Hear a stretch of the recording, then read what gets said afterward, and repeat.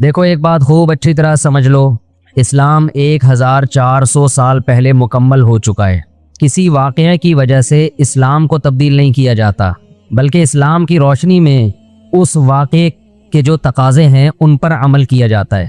ہمارے ہاں ہو یہ رہا ہے، واقعات کی بنیاد پہ مسائل نکالے جا رہے ہیں۔ 10 محرم کا دن سیدنا حسین ابن علی رضی اللہ عنہ کی شہادت سے پہلے بھی عظیم تھا، اور سیدنا حسین ابن علی رضی اللہ عنہ کی شہادت کے بعد بھی عظیم دن ہے۔ آج آپ نے ایک نعرہ بہت سنا ہوگا کہ جی اسلام میں فرقہ واریت نہیں ہے، ہم کسی فرقے سے نہیں ہیں۔ میں بار بار کہتا ہوں کہ یہ بڑا خوشنما نعرہ ہے جو سننے میں بہت اچھا لگتا ہے۔ کچھ باتیں سننے کی حد تک بہت اچھی ہوتی ہیں، لیکن پریکٹیکل لائف میں ان کی ویلیو بالکل بھی نہیں ہوتی۔ جب آپ پریکٹیکل لائف میں آتے ہیں تو پھر آپ کو یہ فیصلہ کرنا پڑتا ہے کہ آپ کس فرقے سے تعلق ہے آپ کا۔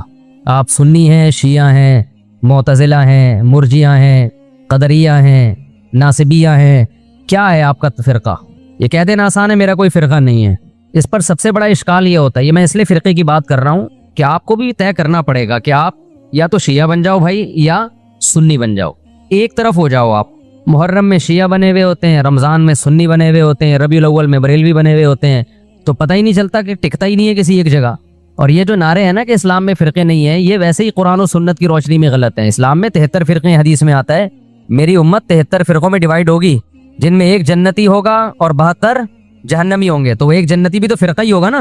جس نے عمل نہیں کرنا ہوتا نا، وہ یہ کہہ کے جان چھڑاتا ہے کہ میرا کوئی فرقہ نہیں ہے، تاکہ وہ بے پیندے کے لوٹے کی طرح لڑکتا رہے، کبھی ادھر کبھی ادھر، کیونکہ عمل تو کرنا نہیں ہے اس نے۔ آپ نے دیکھا ہوگا نا سیاست دانوں میں لڑکتے ہیں، ادھر پیسے ملے ادھر چلے گئے، ادھر پیسے ملے ادھر چلے گئے، ادھر پیسے ملے ادھر چلے گئے، تو ان کو کیا کہا جاتا ہے سیاست کی زبان میں؟ لوٹا کہا جاتا ہے۔ بھائی تم ایک سیاسی جماعت کے بارے میں سوچو جو تمہیں صحیح لگے، پھر اس پہ ڈٹ جاؤ۔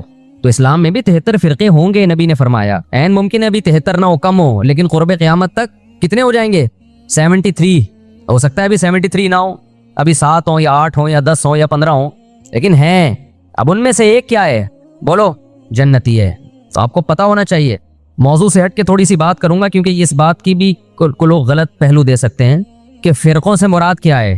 یہ جو فروعی مسائل کا اختلاف ہوتا ہے ائمہ اربعہ میں، یہ فرقوں میں داخل نہیں ہے۔ یہ چیز رفع الیدین کے ساتھ نماز پڑھنا، بغیر رفع الیدین کے پڑھنا، آمین زور سے، آمین آہستہ، یہ تو صحابہ کرام میں بھی اختلاف تھا، یہ تو صحابہ کے دور میں بھی تھا، حالانکہ صحابہ کے دور میں 2 فرقے نہیں تھے۔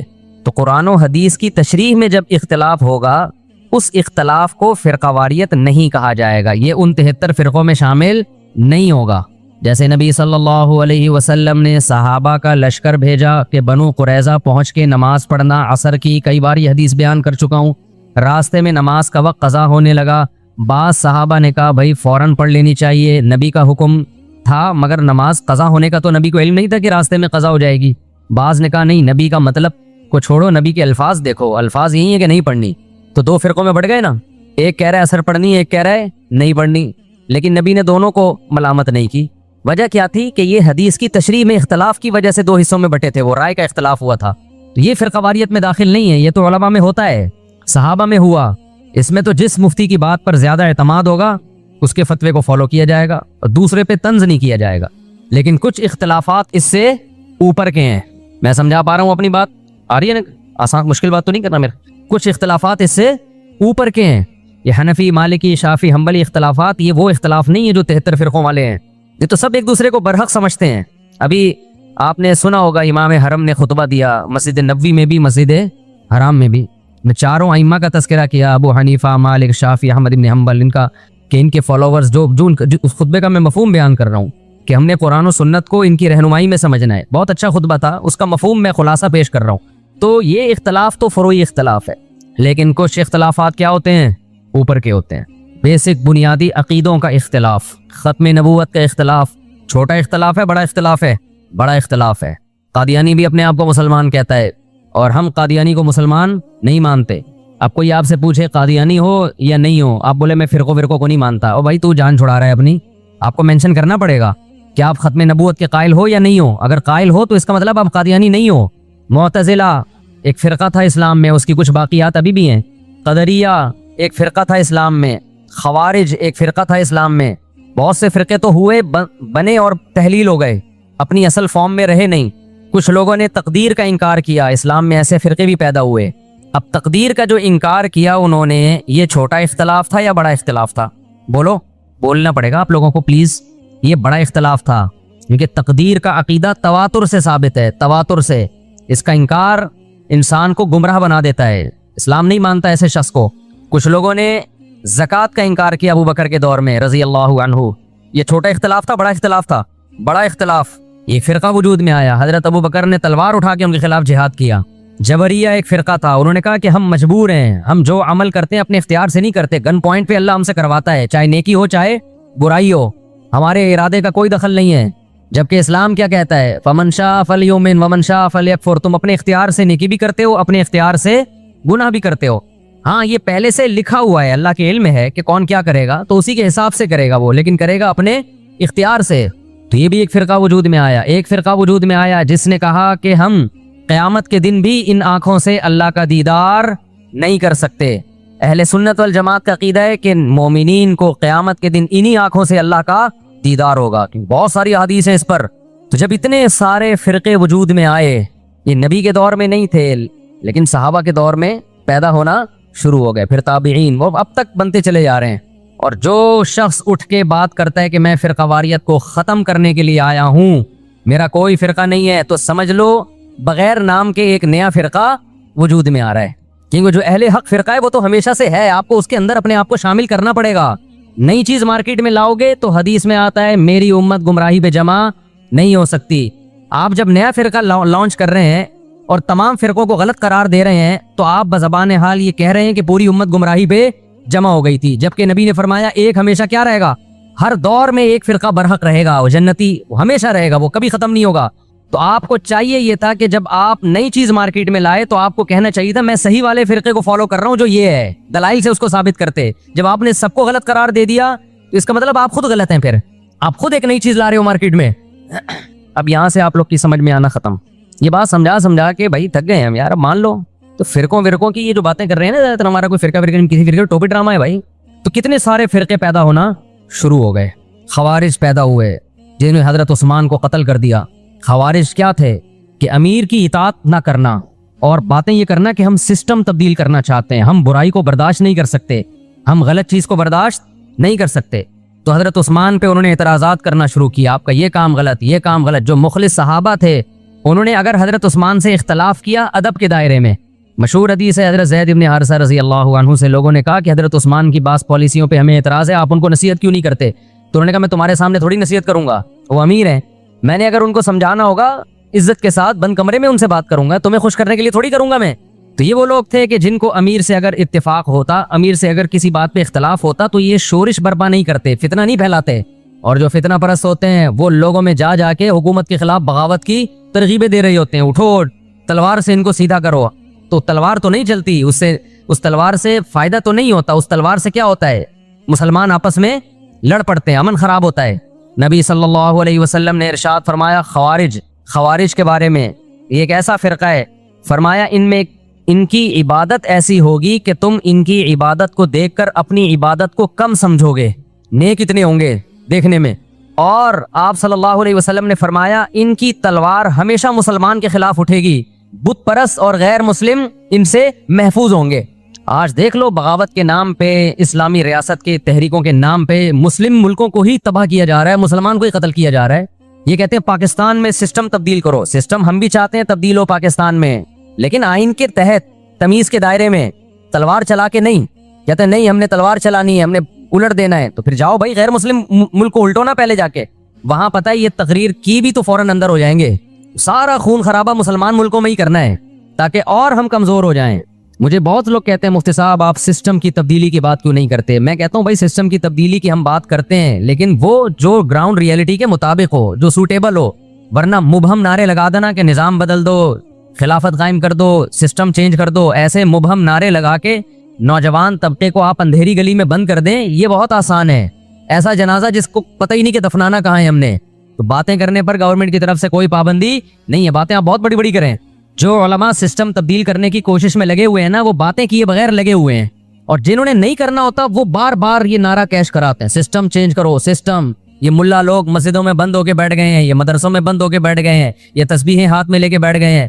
آج کل ہر آدمی اٹھ کے نا ملا لوگوں کو اس طرح سے برا بھلا کہہ رہا ہے یہ ملا لوگ کچھ بھی نہیں کرتے، یہ مدرسوں میں بند ہو کے بیٹھ گئے، یہ دم درود کر رہے ہیں۔ بات کرو سسٹم کی تبدیلی کی، تو آپ کون سا سسٹم تبدیل کر رہے ہو بھائی؟ آپ بھی تو باتیں پھینک رہے ہو۔ اور جن ملا لوگوں کو آپ کہتے ہو نا یہ مدرسوں میں بند ہو کے بیٹھ گئے، کبھی آؤ ہم مدرسوں کی سیر کراتے ہیں آپ کو، تو پتہ چلے گا وہ سسٹم کی چینجنگ کے لیے کتنے مؤثر اقدام کر رہے ہیں۔ اور اب تک جو پاکستان میں اسلام بچا ہوا ہے وہ بھی انہی کی محنت کی وجہ سے بچا ہوا ہے۔ خالی پیلی کے دعوے، بس باتیں۔ ایک تو آج کے دور میں جس نے مشہور ہونا وہ مولویوں کو برا بھلا کہنا شروع کر دے، اس کا منجن دبا کے بکتا ہے مارکیٹ میں، یہ سارے مولوی ایسے، سارے مولوی ایسے۔ لوگ کہتے ہیں ایک مسیحا آ گیا ہے بھائی، سب کو غلط کہہ دیا، اب یہ ہے صحیح، لیکن ان تلوں میں تیل ہوتا نہیں ہے، باتیں ہوتی ہیں باتیں۔ تو میں فرقوں کی بات کر رہا تھا محرم کے حوالے سے کہ آپ کو یہ مینشن کرنا پڑے گا آپ کدھر کے ہو، ادھر ہو یا ادھر ہو۔ تو میں عرض کر رہا تھا کہ اسلام میں بہت سارے فرقے پیدا ہوئے۔ ایک فرقہ پیدا ہوا جس نے کہا کہ قیامت کے دن ہم اللہ کا دیدار نہیں کر سکتے۔ تو ان تمام فرقوں میں صحیح کون ہے غلط کون ہے، اس کے لیے جو اہل حق لوگ تھے انہوں نے ایک معیار قرار دیا کہ یہ عقیدے جن کے ہوں گے تو ہم اس کو فرقہ ناجیہ سمجھیں گے، وہ فرقہ جو نجات پانے والا ہے، اور جن کے یہ عقیدے نہیں ہیں ہم ان کے بارے میں یقینی نہیں کہہ سکتے کہ قیامت کے دن ان کی نجات ہو جائے گی، وہ اللہ کی مرضی ان کو بخشتا ہے کہ نہیں بخشتا۔ اب آپ کہہ سکتے ہیں بھائی یہ علماء کیسے ٹھیکیدار بن گئے کہ بتائیں کہ یہ والا فرقہ جنتی ہے باقی کیا ہے، باقیوں کی کوئی گارنٹی نہیں ہے۔ تو علماء ٹھیکیدار نہیں تھے، علماء چوکیدار تھے، انہوں نے چوکیداری کی کہ قرآن و سنت کی روشنی میں غلط چیز کو اسلام کی طرف منسوب نہ ہونے دو۔ انہوں نے دیکھا کہ نبی صلی اللہ علیہ وسلم نے اس بارے میں ہمیں کیا ہدایات دی ہیں کہ جب فرقے اتنے سارے بن جائیں گے کون صحیح ہوگا کون غلط، تو خود پیغمبر ہی سے صحابہ نے پوچھا ہوگا نا، تو ہم اس حدیث پہ دیکھتے ہیں، معیار یہ بنایا۔ یہاں تک بس آگے، یہ بہت امپورٹنٹ بیان ہے، اس کو ہلکا نہ سمجھیں آپ لوگ۔ پھینکتا رہتا نا میں یہاں بیٹھ کے، آپ واہ واہ کرتے رہتے، واہ واہ واہ واہ، میرا کوئی فرقہ نہیں ہے، میرا کوئی فرقہ نہیں ہے، میں قرآن حدیث کی بات مانتا ہوں۔ تو قرآن حدیث کا لیبل تو ہر آدمی لگا رہا ہے، جس کے پاس بیٹھ جاؤ قرآنی آیات اور حدیث پڑھے گا اور اپنی مرضی کی تشریح کرنا شروع کر دے گا اس کی۔ جناب پروفیسر غامدی صاحب بھی قرآن حدیث کی بات کرتے ہیں، رجم کا انکار کرتے ہیں، وہ کہتے ہیں کہ کل آپ کا امتحان ہے تو آج رمضان کا روزہ چھوڑ سکتے ہیں، یہ دعویٰ وہ قرآن حدیث کی روشنی میں کرتے ہیں۔ آئی بات سمجھ میں؟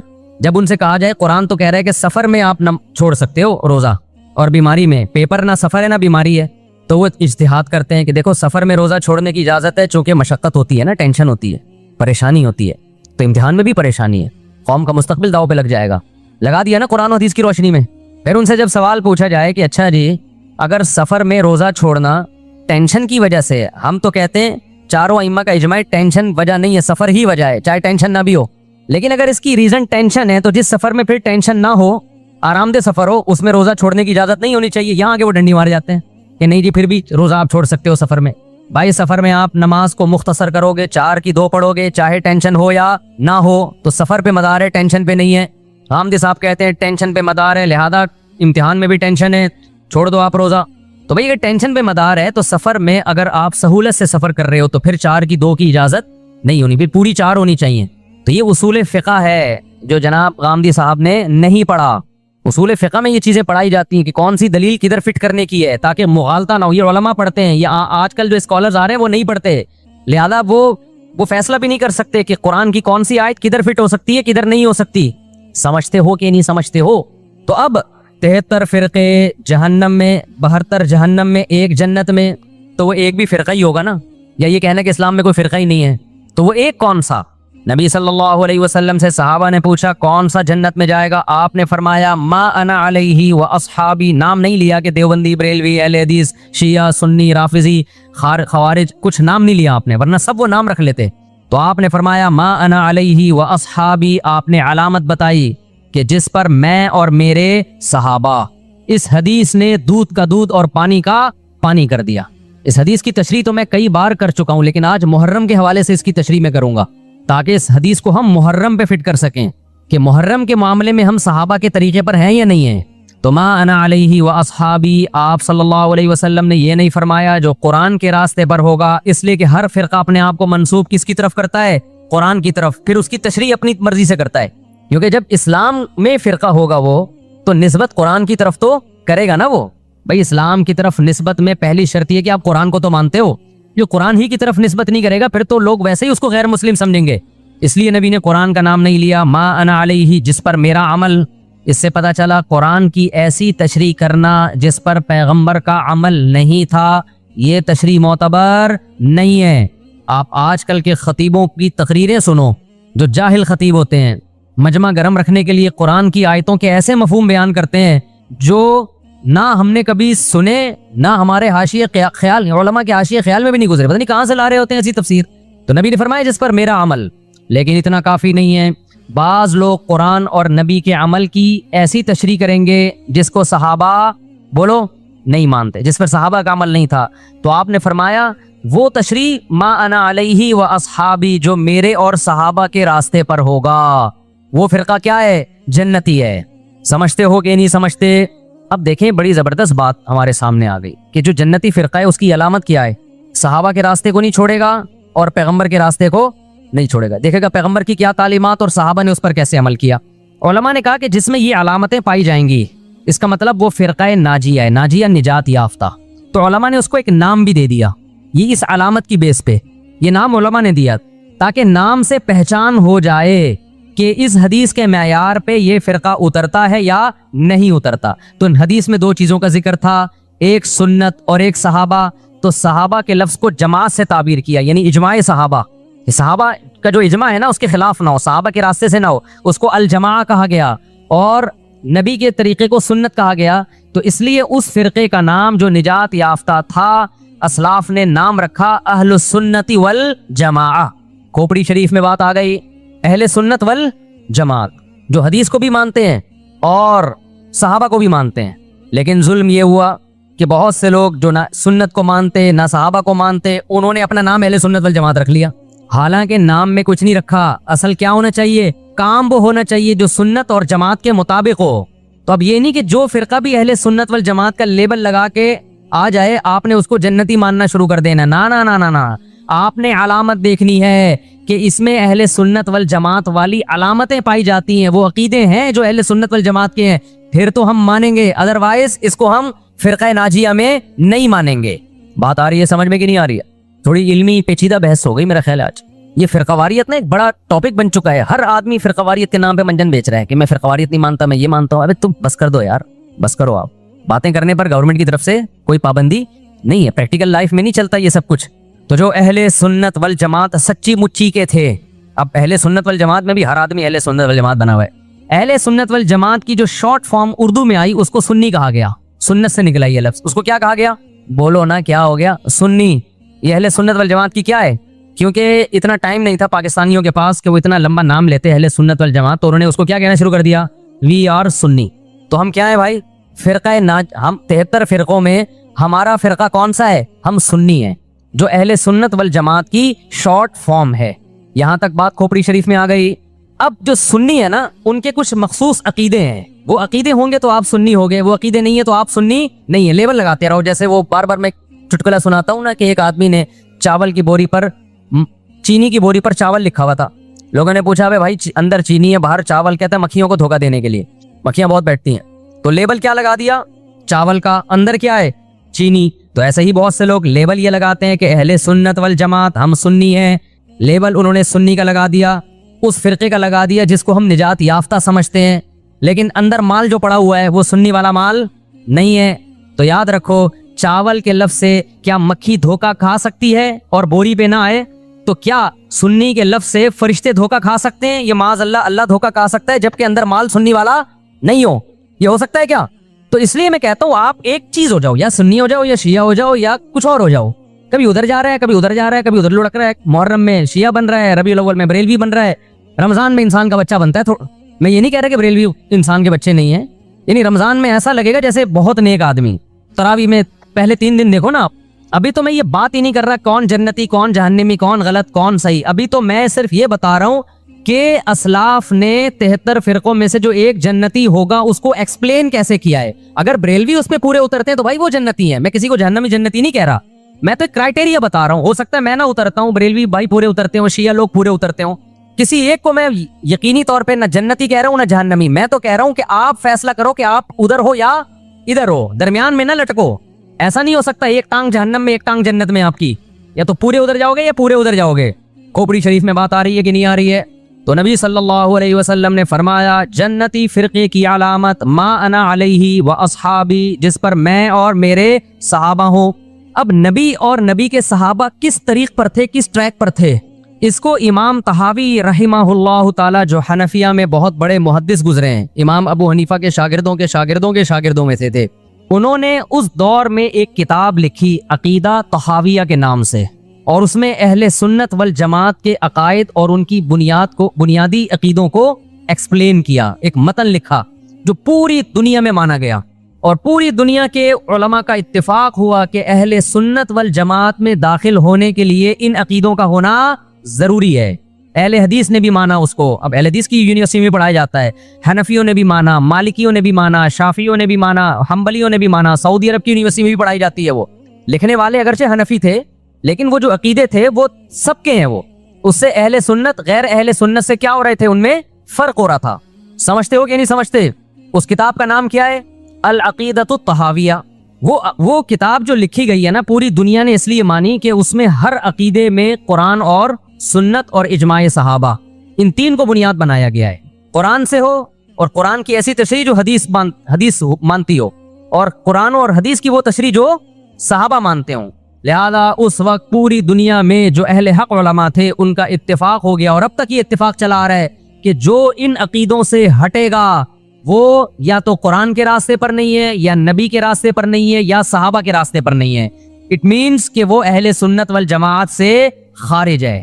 خارج کہہ کے ہم اس کو کافر نہیں کہہ رہے، کافر کہنا نہ کہنا یہ ایک الگ بحث ہے، کچھ کافر ہیں کچھ کافر نہیں ہے، لیکن وہ نجات یافتہ فرقوں میں نہیں ہے، بہرحال وہ اس فرقے میں نہیں ہے جس کی نبی صلی اللہ علیہ وسلم نے جنت میں جانے کی گارنٹی لی ہے۔ سمجھتے ہو کہ نہیں سمجھتے ہو؟ اب ان عقیدوں میں کیا ہے بھائی؟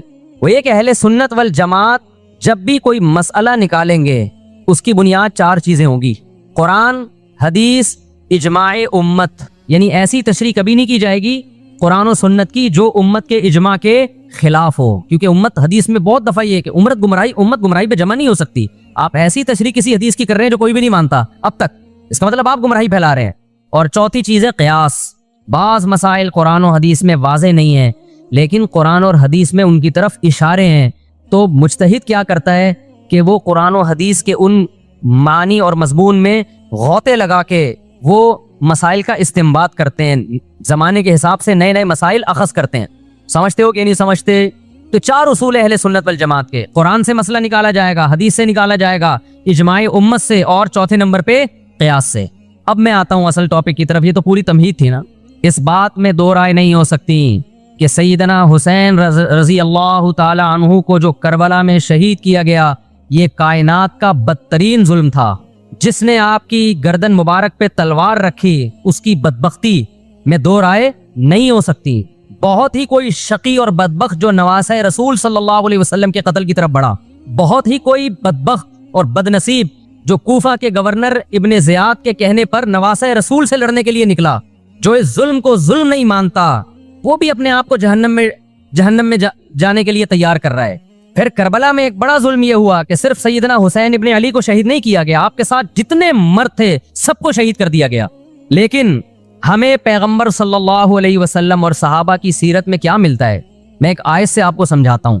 مشرکین مکہ حضرت ابراہیم علیہ الصلاۃ والسلام کے نسب میں ہونے پر اور آپ سے محبت پہ بڑا فخر کیا کرتے تھے کہ ہم ابراہیم کی اولاد میں ہیں، ہم ابراہیم کے دین پہ ہیں۔ اللہ نے کیا فرمایا رسول اللہ صلی اللہ علیہ وسلم سے کہ ان اول الناس بابراہیم للذین اتبعوہ، اے نبی آپ ان سے کہہ دیجئے ابراہیم سے محبت کے خالی پیلی کے دعوے مقبول نہیں ہیں، ابراہیم کے زیادہ حقدار وہ ہیں جو ابراہیم علیہ السلام کی اتباع کرتے ہیں، اور یہ پیغمبر اور صحابہ یہ ابراہیم علیہ السلام کے دین کو فالو کرتے ہیں، اور تم ابراہیم کے دین کو فالو نہیں کر رہے، ان سے محبت کے دعوے دار ہو۔ تو خالی محبت کے دعوے داری اللہ کے ہاں مقبول نہیں ہے، اللہ کے ہاں وہ محبت کی دعوے مقبول ہیں جس میں آپ محبوب کو فالو کر رہے ہو۔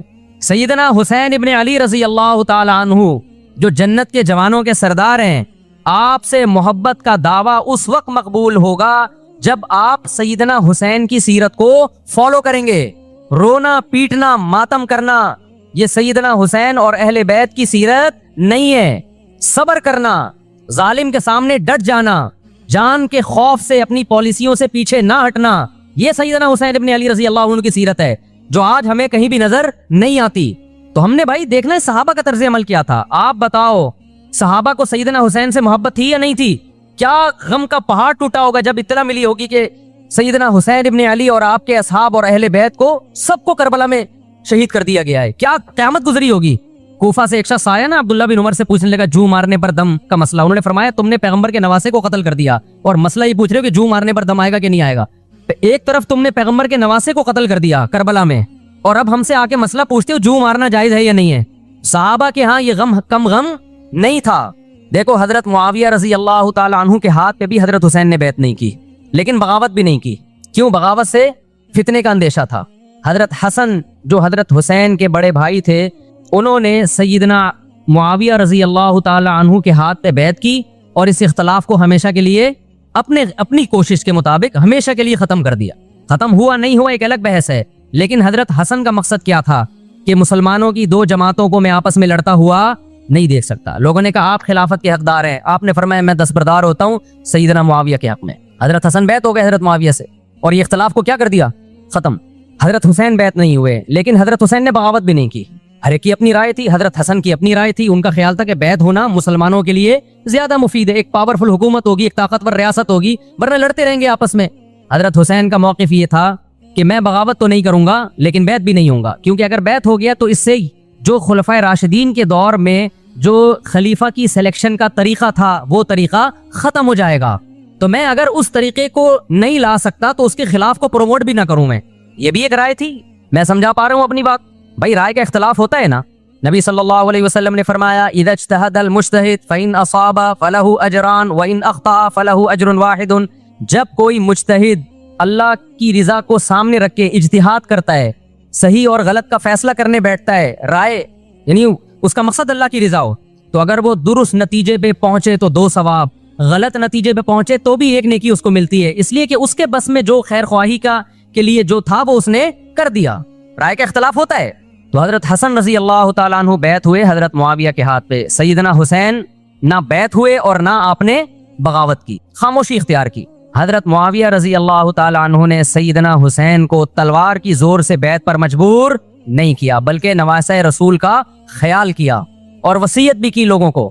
لیکن جب حضرت معاویہ کے بعد یزید جانشین ہوا, اس کی سب سے بڑی غلطی یہ تھی کہ اس نے نواسہ رسول صلی اللہ علیہ وسلم اور آپ کے ساتھ جو چند اہل بیت اور چند صحابہ تھے, اس وقت بھی حضرت حسین نیوٹرل تھے. نہ حضرت حسین نے بغاوت کا ارادہ کیا اور نہ بیعت کرنے کا ارادہ کیا. یزید ابن معاویہ کو چاہیے تھا کہ سیدنا حسین رضی اللہ عنہ کو اپنے حال پہ چھوڑ دیتا, اپنے والد کی طرح. حضرت حسین رضی اللہ تعالیٰ عنہ کو جب کوفہ سے خطوط آئے, یہ میں وضاحت اس لیے کر رہا ہوں کہ حضرت حسین بغاوت کے لیے نہیں نکلے تھے, اس مسلمان حاکم کے خلاف بغاوت کے لیے نہیں نکلے تھے, کیونکہ رسول اللہ صلی اللہ علیہ وسلم کی بہت ساری صحیح حدیث ہے اس بارے میں کہ جو باغی ہے, جو ریاست کے خلاف بغاوت کرتا ہے, اس کو نبی صلی اللہ علیہ وسلم نے اس عمل کو پسند نہیں کیا. تو حضرت حسین رضی اللہ تعالیٰ عنہ کو کوفہ سے خطوط آئے کہ یہاں سارے کے سارے لوگ آپ کے ہاتھ پہ بیعت کرنے کے لیے تیار ہیں. ظاہر ہے جب کسی علاقے کے لوگ دارالخلافہ ہو اور سب بیعت ہونے کے لیے تیار ہوں تو پھر آپ کا جانا یہ بغاوت کا عمل نہیں کہلاتا.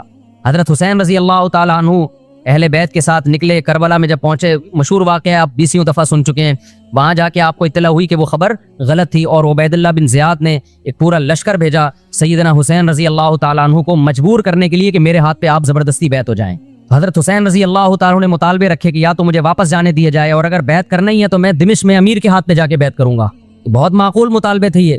میرا مقصد ابھی کربلا کا واقعہ بیان کرنا نہیں ہے, اس پہ بہت کچھ کہا جا چکا ہے, خود میرا بھی بیان اس پہ تفصیل سے ہو چکا ہے. اس کے بعد بھی سیدنا حسین رضی اللہ تعالیٰ عنہ کو مجبور کرنا کہ عبید اللہ بن زیاد جو بدبخت انسان جو قاتل تھا اہل بیت کا, اسی کے ہاتھ پہ لازمی بیعت ہوں, جبکہ وہ امیر بھی نہیں ہے, وہ گورنر ہے ایک علاقے کا. تو نواسہ رسول کا خیال نہ کرنا یہ بدترین ظلم تھا جو اس وقت حکومت سے ہوا ہے. حضرت حسین رضی اللہ تعالیٰ عنہ, دیکھو نبی صلی اللہ, آج ہم دیکھتے ہیں کہ جو بڑا آدمی ہوتا ہے نا اس کی قربانیاں ہوتی ہیں, اس کی بڑی بڑی قربانیاں ہوتی ہیں. چھوٹے اپنے بڑوں کی قربانیوں کو کیش کراتے ہیں.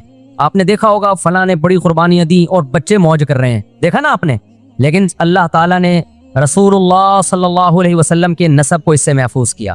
ہمارے نبی کے 2 بیٹے حسن حسین, آپ کی نسل حضرت فاطمہ سے چلی ہے, دونوں شہید ہوئے ہیں.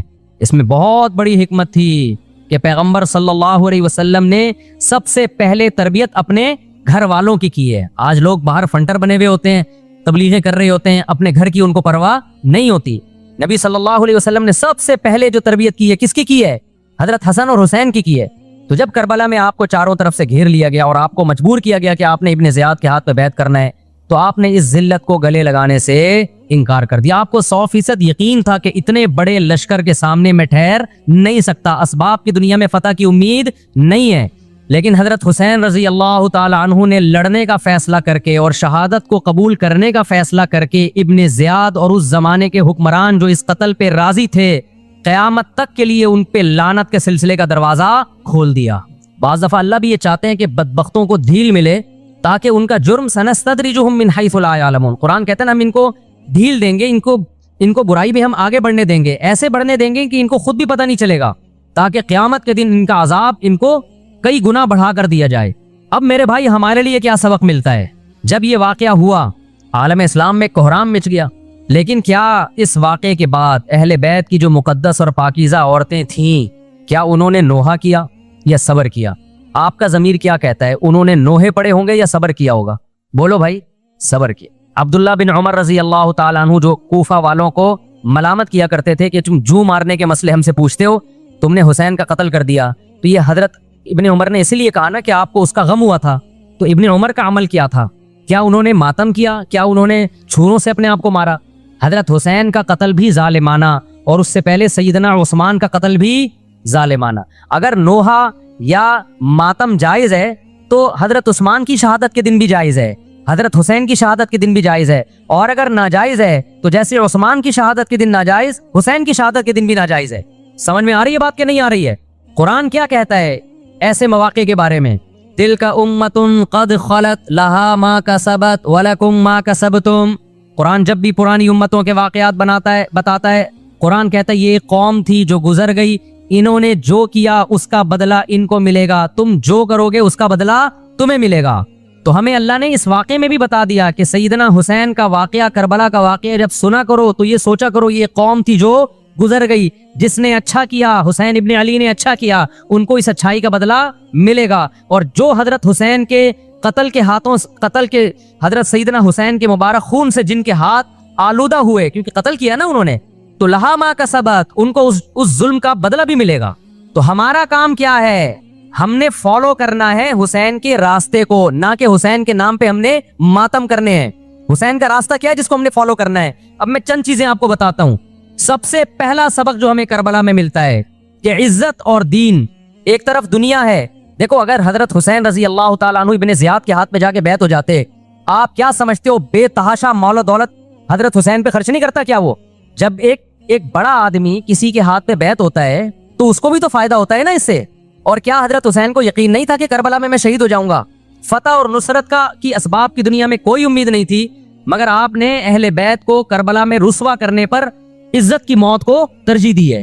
آج اگر آپ میں یہ ظرف ہے کہ آپ عزت کی موت کو ذلت کی زندگی پر ترجیح دیتے ہو تو پھر آپ حسینی ہو۔ نہیں آئی بات؟ میرا خیال ہے سمجھ۔ سیدنا حسین کی سخاوت کے واقعات ہیں۔ سیدنا حسین باغی نہیں تھے رضی اللہ عنہ۔ پھر جو اہل بیت کا طرز عمل کیا تھا، محرم میں کیا کیا ہو رہا ہے میں آپ کو بتاتا ہوں۔ ان میں سے کوئی بھی عمل نہ ہمیں قرآن سے ملتا ہے نہ صحابہ سے ملتا ہے ہمیں۔ تو ما انا علیہ و اصحابی جو جنتی فرقہ ہوگا اس کی جو علامتیں ہیں، تو جب آپ ان علامتوں کے خلاف چلو گے، صحابہ اور تابعین کو فالو نہیں کرو گے، تو آپ پھر اپنے آپ کو سنی کہنا چھوڑ دو۔ آپ بتاؤ مجھے اسلام میں کوئی مہینہ منحوس ہے؟ بولو نا، کوئی مہینہ منحوس ہے؟ تو آپ محرم کو منحوس کیوں کہتے ہو؟ لوگ مجھے کہتے ہیں مفتی صاحب فرقہ واریت پھیلا رہے ہیں۔ دیکھو فرقہ واریت جب پھیلا رہا ہوں جب میں کسی فرقے کے خلاف آپ کو کر رہا ہوں۔ میرے بیان شیعہ لوگ بھی سنتے ہیں، ملتے بھی ہیں، بہت دفعہ ایئرپورٹ پہ ملاقات ہوئی، بڑی عزت سے ملے، میں شیعہ ہوں لیکن آپ سے محبت کرتا ہوں۔ یہاں مسجد میں بھی آتے ہیں، میں نے کبھی کسی پہ طنز نہیں کیا۔ اس لیے میں بار بار کہتا ہوں جو شیعہ کا مذہب ہے اس کو کرنے دو۔ وہ سبیلے لگاتے ہیں، آپ ان کو مت چھیڑو، جا کے تنگ نہ کرو ان کو۔ وہ ماتم کرتے ہیں، آپ ان کو مت چھیڑو۔ وہ نوحے کرتے ہیں، وہ نوحے پڑھتے ہیں، آپ ان کو مت چھیڑو۔ لیکن آپ اپنی پوزیشن واضح کرو کہ آپ شیعہ ہو یا آپ سنی ہو، آپ تو ایک طرف ہو جاؤ نا۔ محرم میں اگر آپ مرثیے لگا کے گھوم رہے ہو گاڑیوں میں، اٹ مینز آپ سنی نہیں ہو۔ آپ نبی صلی اللہ علیہ وسلم کی حدیث ہے ہمارے پاس، ہم اہل سنت والجماعت ہیں، ہم سنت کو فالو کرتے ہیں۔ تو سنت کیا کہتی ہے؟ میتوں پہ گریبان چاک کرنا، میتوں پہ چیخ و پکار کر کے رونا۔ آپ نے فرمایا لیس منا، وہ ہم میں سے نہیں ہے۔ اور اس عمل پہ آپ صلی اللہ علیہ وسلم نے لعنت فرمائی ہے۔ لوگ کہتے ہیں حسین کی یاد میں رونا نبی کی سنت ہے. نبی صلی اللہ علیہ وسلم کو جب جبریل نے بتایا کہ حسین شہید ہوں گے آپ روئے, اس لیے کہ اس وقت آپ کو یہ خبر ملی تھی. لیکن کیا ہر محرم میں آپ نے رونے کا پروگرام کیا ہے یا صحابہ کو بیٹھ کے باقاعدہ رلایا ہے آپ نے؟ کیا ہو گیا بھائی؟ آپ کو بھی جب کربلا کا واقعہ کی خبر ملی آپ کی آنکھوں میں آنسو آ جائے, یہ نیچرل ہے, یہ حسین سے محبت کی علامت. لیکن ہر محرم میں باقاعدہ بٹھا کے رونے کا پروگرام کرنا یہ حسین سے محبت کی علامت نہیں ہے, بلکہ شریعت میں ناجائز ہے یہ غموں کو بڑھانا. یہ کہاں سے جائز ہو گیا؟ حضرت عثمان بھی تو شہید ہوئے تھے, نبی صلی اللہ علیہ وسلم کے داماد تھے, ان کی یاد میں آپ رونے کو سنت کیوں نہیں کہتے؟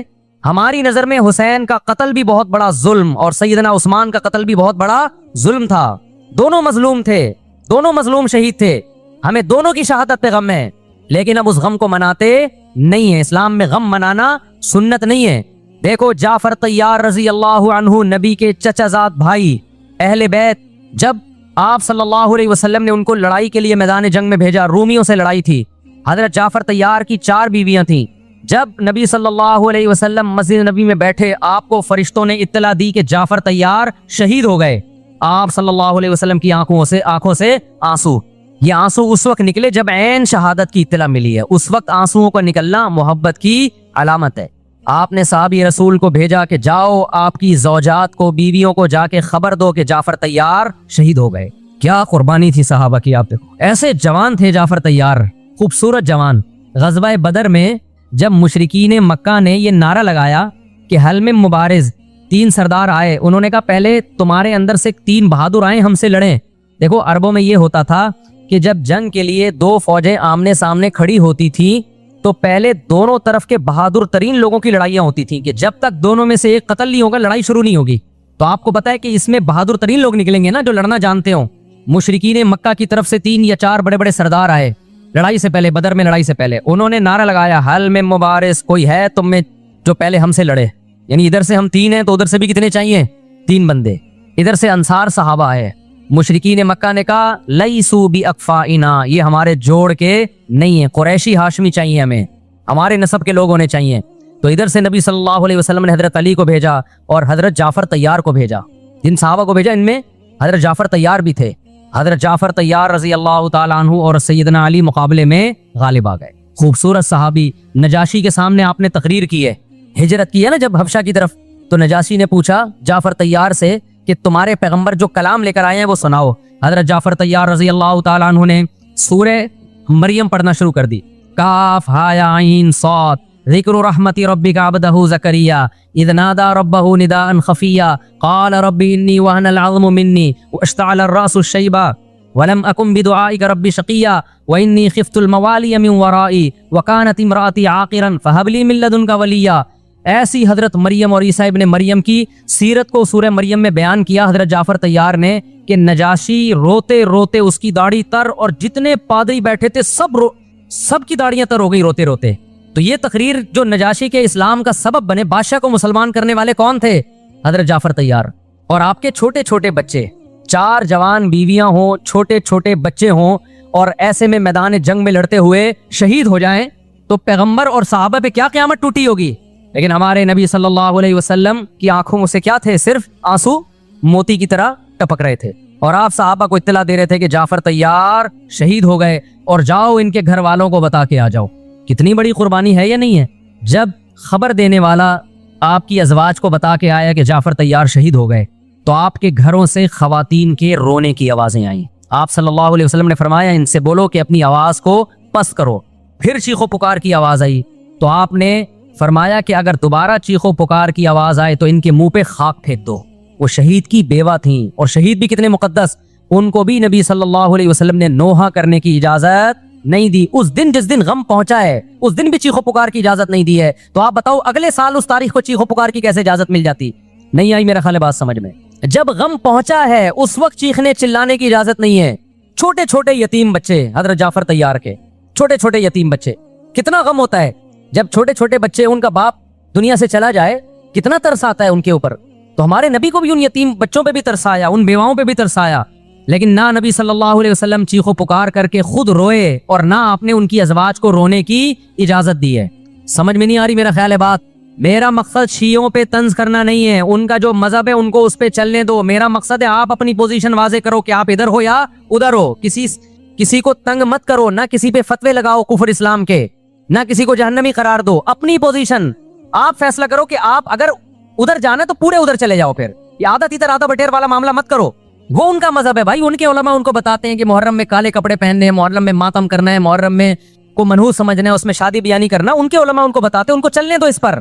دنیا میں بہت سے فرقے ہیں, بہت سے مذہب ہیں, ہم کسی کو نہ ختم کر سکتے ہیں نہ کسی کے خلاف نفرت پیدا کر سکتے ہیں. اس سے کوئی چیز حاصل نہیں ہوگی. کسی سے نفرت کرنے کی ضرورت نہیں, کسی پہ فتوے لگانے کی ضرورت نہیں, لیکن آپ کو اپنی پوزیشن واضح کرنی پڑے گی کہ میں کہاں کھڑا ہوا ہوں. اگر آپ سنی ہو تو پھر اہل سنت والجماعت صحابہ تابعین کو فالو کرتے ہیں, حدیث کو فالو کرتے ہیں, اور حدیث میں ہمیں ماتم کرنا, نوحہ کرنا, گریبان چاک کرنا اس کی پرمیشن نہیں ہے, بلکہ اس سے روکا گیا ہے. اس عمل کو حرام اور ناجائز قرار دیا گیا ہے. بات آ رہی ہے سمجھ میں؟ باقی جو شیعہ حضرات کرتے ہیں, ہمارے دوست ہیں شیعہ, میں مذاق میں نہیں کہہ رہا, ملتے ہیں ہم سے, میں کبھی ان سے مذہب کے ٹاپک پہ بات نہیں کرتا, نہ ان کو کبھی چھیڑتا ہوں کہ آپ یہ کیوں کر رہے ہو, یہ کیوں نہیں کر رہے. بھائی اس کا مذہب ہے, وہ اس کا فرقہ ہے, جو کرنے دو اس کو. ہم نہیں کرتے کیونکہ ہم اہل سنت والجماعت میں. سمجھ میں آ رہی ہے بات کہ نہیں آ رہی؟ پھر ربیع الاول کا مہینہ آئے گا, اس میں بھی آپ اپنی پوزیشن واضح کرو کہ آپ ادھر ہو یا ادھر ہو. دو فرقے ہیں, دیوبندی بریلوی. میں نہیں کہہ رہا کہ کون جنتی کون جہنمی, لیکن بر صغیر میں جن کو دیوبندی کہا جاتا ہے وہ نظر و نیاز تیجے 40 میں کے قائل بولو نہیں ہے. ان کی کتابوں میں لکھا ہوا ہے, وہ اس کے قائل نہیں. اگر کوئی بزرگ ان میں قائل گزرا بھی ہے تو اس کا ذاتی تفرد ہے, اس کو علماء نے فالو نہیں کیا, اس کو ان کی اجتہادی غلطی قرار دیا ہے. ربیع الاول میں جلوس نکالنا یا مزار بنانا یا مزاروں پہ جانا اس نیت سے کہ وہاں جا کے ہم کوئی قوالی پڑھیں گے یا کچھ بھی, ہمارے ہاں قبرستان جانا صرف اس لیے ہے کہ آخرت کی یاد تازہ ہو, بس. اس کے علاوہ اور کوئی کانسیپٹ نہیں ہے. ہمارے ہاں قبر ایک بالش سے زیادہ اونچی بنانا جائز بولو نا نہیں ہے. قبر پکی کرنا جائز نہیں ہے. تیجے 40 میں کرنا جائز بولو نہیں. آج ایک صاحب آئے, کہنے لگے میری ساس کا 40واں ہے, فجر میں کہنے لگے مجھے, کہہ رہے میں نہیں گیا تو بڑا مسئلہ ہو جائے گا. میں نے کہا بھائی ایک فیصلہ کرو, گرین چینل یا وائٹ چینل, ایک طرف ہو جاؤ بھائی, کیونکہ وائٹ چینل میں یہ جائز نہیں ہے. نہ 40واں ہے نہ تیجا ہے. اب لوگ مذاق اڑاتے ہیں مر گیا مردود نہ فاتحہ نہ درود. بھائی کچھ بھی کہتے رہو, تو پھر پورے ادھر کو ہو جاؤ, یا تو پورے وائٹ ہو جاؤ یا پورے کیا ہو جاؤ, پورے گرین ہو جاؤ. پھر تیجا بھی کرو, 40واں بھی کرو, برسی بھی کرو, اور پھر اس کے بعد جھنڈے بھی لگاؤ ہرے رنگ کے. میں نہیں کہہ رہا دیوبندی صحیح ہے یا بریلوی صحیح ہے, دیکھو میں یہ بحث نہیں کر رہا, میری بات کو غلط نہ لے کے جانا. میں کہہ رہا ہوں آپ اپنی پوزیشن واضح کرو, صحیح غلط تو اگلا مرحلہ ہے. آپ کیا ہو, آپ کو تو یہ نہیں پتا چل رہا. آپ ربیع الاول میں ہرے جھنڈے لے کے گھوم رہے ہو, رمضان میں آپ وائٹ چینل بنے ہوئے ہو, محرم میں آپ بلیک چینل بنے ہوئے ہو, تو پتہ ہی نہیں چل رہا تو ہے کیا بھائی. جب 73 فرقوں میں ایک جنتی ہے تو ایک کو فالو کرو نا, جس کو جنتی سمجھتے ہو. اگر آپ سمجھتے ہو کہ بلیک چینل یا شیعہ فرقہ جنتی ہے تو پورے شیعہ ہو جاؤ بھائی. اگر آپ سمجھتے ہو بریلوی فرقہ جنتی ہے تو پورے بریلوی ہو جاؤ. تو جس کو سمجھتے ہو وہ بن جاؤ, لیکن پورے بنو, ادھورے مت بنو, آدھا آدھا نہ لو. بات سمجھ میں آ رہی ہے؟ میں پھر بتا رہا ہوں, نہ میں کسی کو جنتی کہہ رہا ہوں نہ جہنمی. میں یہ نہیں کہہ رہا دیوبندی جنت میں جائیں گے یا بریلوی جائیں گے یا شیعہ جائیں گے, یہ تو اللہ فیصلہ کرے گا. ہم تو وہ کریں گے جو ہماری کھوپڑی میں آ رہا ہے. ہماری کھوپڑی میں یہ آ رہا ہے کہ جس کو بھی کرو تو ایک کو کرو پورا, تاکہ ایک طرف ہو جاؤ. آدھے تیتر آدھے بٹیر مت بنو آپ, اور دوسرے کو چھیڑو بھی نہیں, چھیڑنے کی بھی ضرورت نہیں ہے. کوئی جو کر رہا ہے کہ بھائی اس کا مذہب ہے. دیکھو ہندو مندر میں جاتا ہے نا, ہماری رائے کے مطابق صحیح کر رہا ہے غلط کر رہا ہے, غلط کر رہا ہے, لیکن ہم چھیڑتے ہیں کیا؟ اسلام نے اجازت دی اس کو چھیڑنے کی کہ ہندو جا رہا ہے اس کو پکڑ کے لا کیوں جا رہا ہے بھائی؟ اسلام بولے بھائی لکم دینکم ولی دین, تمہارے لیے تمہارا دین, ہمارے لیے ہمارا دین. لا اکراہ فی الدین, دین میں زبردستی نہیں ہے, جو کر رہا ہے اس کو کرنے دو. تبھی اسلامی تاریخ میں کوئی ایک مندر بھی ہمارے علم میں نہیں ہے کہ اس میں ہندوؤں پہ پابندی لگی ہو کہ مندر نہیں جا سکتے. جب تک اسلامی حکومتیں رہی ہیں, ہندوستان میں 1000 سال مسلمانوں نے حکومت کی ہے. اگر ہندوؤں کو مندر جانے سے روک دیتے تو آج یہ مندر ختم ہوتے. اسلامی حکومت جب ختم ہوئی ہے تو بھی مندر لاکھوں کی تعداد میں مندر تھے. اسلام مسجد جانے کا حکم دیتا ہے یا چرچ جانے کا؟ بولو. مسجد. چرچ جانے کو غلط سمجھتا ہے کیونکہ وہاں غیر اللہ کی, عیسیٰ ابن مریم کی عبادت ہو رہی ہے. لیکن کیا اسلام آپ کو پرمیشن دیتا ہے کہ کوئی عیسائی چرچ جا رہا ہو تو آپ اس کو روکو کہ تو یوں آ رہا ہے بے مسجد میں آ؟ اجازت دیتا ہے؟ یا اسلام یہ کہتا ہے کہ اس سے بدتمیزی شروع کر دو آپ؟ بولو کیا ہو گیا؟ آپ کو سبق یاد کرا رہا ہوں میں, بدتمیزی شروع کر دو. یا اسلام یہ اجازت دیتا ہے کہ اس سے اچھا سلوک نہ کرو؟ قطعاً اجازت نہیں, بلکہ قرآن تو کہہ رہے ہیں ان اللہ یحب المقسطین, جو غیر مسلم تم سے لڑ نہیں رہے میدان جنگ میں, ان سے تمہیں اچھا سلوک کرنا پڑے گا, کیونکہ اللہ اچھا سلوک کرنے والوں کو پسند کرتا ہے. صحابہ کرام غیر مسلموں کو بھی ہدیے دیا کرتے تھے, نبی صلی اللہ علیہ وسلم نے یہودیوں کو بھی ہدیے دیے. تو جو مذہب اسلام کی طرف منسوب نہیں ہے, جب ہمیں ان سے اچھے سلوک کا حکم ہے, تو جو مذہب اسلام کی طرف منسوب ہیں, قطع نظر اس سے کہ وہ اس دعوے میں سچے ہیں یا جھوٹے, یہ تو بحث ایک الگ ہے, لیکن نسبت کس کی طرف کر رہے ہیں؟ اسلام کی طرف. تو ہمیں ان سے بدتمیزی بدسلوکی کی کہاں سے اجازت ہوگی؟ تو میں نہیں کہہ رہا کہ آپ شیعہ بریلویوں سے دشمنی کرنا شروع کر دو, ان کی دعوتیں اٹینڈ نہ کرو, ان سے کاروبار چھوڑ دو, یا ان کو جا جا کے تنگ کرو, کیوں سبیل لگا کے بیٹھے ہو, کیوں ماتم کر رہے ہو, یہ کام مت کرو آپ. ہمارا ملک اس فرقواریت کا متحمل نہیں ہے, سے فساد پھیلتا ہے. لیکن اپنی پوزیشن آپ واضح کرو, ایک لکیر ہے آپ کھینچ دو. اگر کوئی شخص آپ کے سامنے صحابہ کو برا بھلا کہتا ہے, آپ بولو بھائی یہ میری باؤنڈری کیا ہو رہی ہے, کراس. میرے سامنے آپ کو ان بزرگوں کے خلاف بولنے کی اجازت نہیں ہے جن سے مجھے عقیدت ہے. اگر یہ کام آپ نے کیا تو ہماری اور آپ کی راہیں الگ الگ.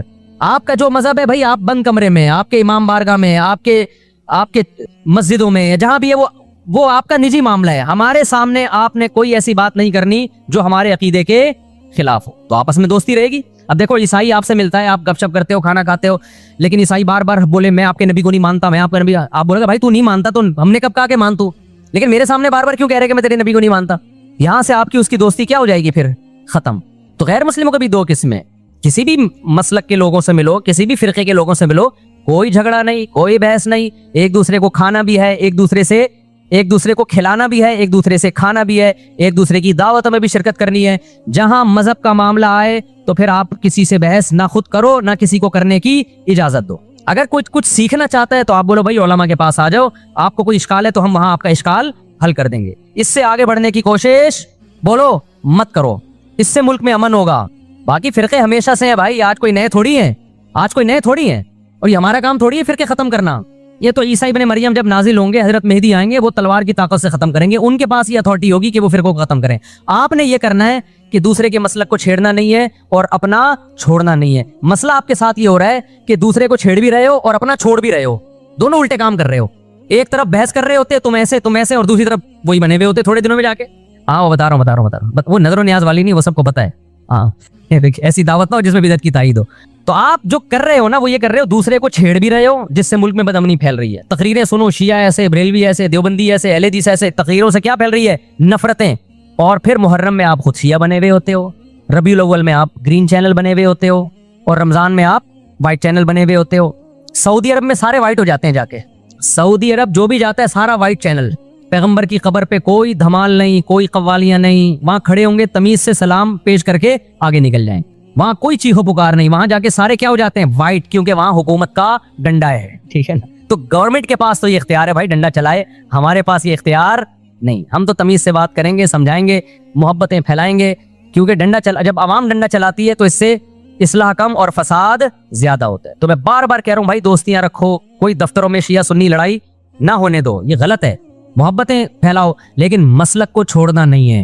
جب کوئی آپ سے کہے محرم میں یہ کام کرو, بولو بھائی ہم چونکہ اہل سنت والجماعت میں سے ہیں, ہم چونکہ سنی ہیں, لہذا ہمارے ہاں کوئی مہینہ ہمارے مذہب کے مطابق منحوس نہیں ہے. پھر کوئی آپ کو اصرار کرے نہیں ہے, آپ بولو بھائی ہم تم پہ اپنا مسلک تھوپ رہے ہیں کیا, تم جلوس نکالتے ہو, تم ماتم کرتے ہو, ہم تو نہیں تمہیں روکتے آ کے, بلکہ گورنمنٹ تمہیں تحفظ دیتی ہے, سیکیورٹی دیتی ہے گورنمنٹ تمہیں. تو جب ہم اپنا مسلک تم پہ نہیں تھوپتے تو تم اپنا مسلک ہم پہ کیوں تھوپ رہے ہو بھائی. تو ہم محرم میں بھی شادی کریں گے, ربیع الاول میں بھی کریں گے, سفر میں بھی کریں گے, رمضان میں بھی کریں گے. ہم نے تو 4 کرنی ہے, ہم مہینوں کے حساب سے شروع کر دیں تو پھر ہمارے تو بڑے مسئلے ہو جائیں گے بھائی. سمجھ میں آ رہی بات کہ نہیں آ رہی. حضرت جعفر طیار اہل بیت میں سے تھے, کتنی زوجات تھیں, 4 تھیں. حضرت علی کی کتنی تھیں ایک وقت میں, حضرت فاطمہ کی دنیا سے جانے کے بعد 4 تھیں. یہ بھی ہے سنت میں, نکاح کو فروغ دو, یہ اہل بیت کا طریقہ ہے تاکہ سوسائٹی میں زنا کم ہو, بیوہ طلاق یافتہ عورتوں کو ٹھکانہ ملے. خیر, تو اب میں بات سمیٹ کے ختم کر رہا ہوں. لوگ کہتے ہیں محرم میں ہم نکاح کیوں کریں بھائی, فرض واجب تو نہیں ہے نا, چلو حرام نہیں ہے لیکن فرض بھی تو نہیں ہے نا. لوگ یہ بھی کہتے ہیں, دیکھو جب قرآن نے کسی چیز کو حلال قرار دیا ہو نا, تو قرآن اس کو پسند نہیں کرتا کہ آپ عملاً اس کو حرام کر دو. دیکھو مشرکین مکہ کیا کرتے تھے, بتوں کے نام پہ جانور چھوڑتے تھے, پھر ان کا گوشت نہیں کھاتے تھے. اللہ نے فرمایا کہ تم نے ایک خدا کی حلال کردہ چیز کو کیسے حرام کر دیا تم نے.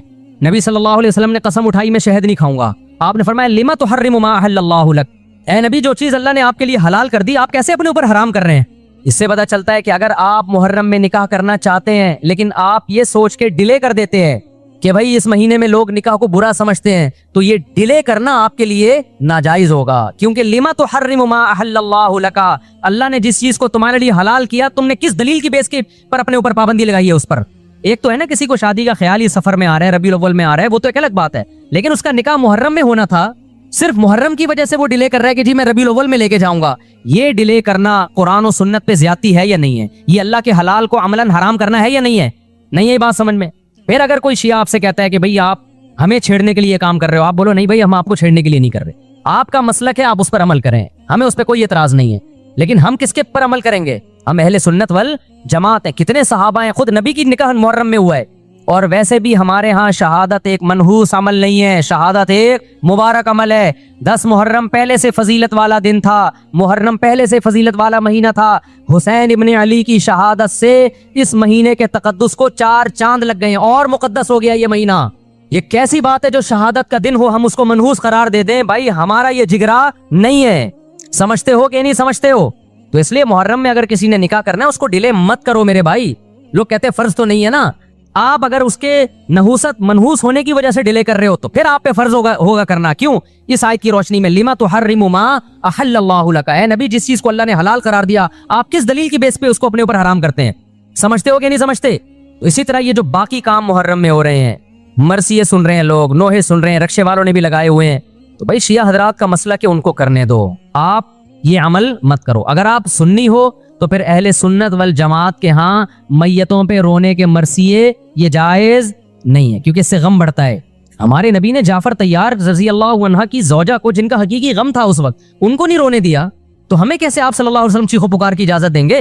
اسی طرح محرم میں سبیلیں لگانا, اس کی بھی کوئی دلیل نہیں ہے. سیدنا حسین ابن علی تو پیاس اور ظلم سے شہید ہوئے. وہ ایک طرف آپ کہتے ہیں وہ پیاسے تھے, ان کو پانی نہیں ملا, دوسری طرف آپ اس دن میں لوگوں کو پانی پلا رہے ہیں, تو اس کی لاجک بھی نہیں بنتی کوئی.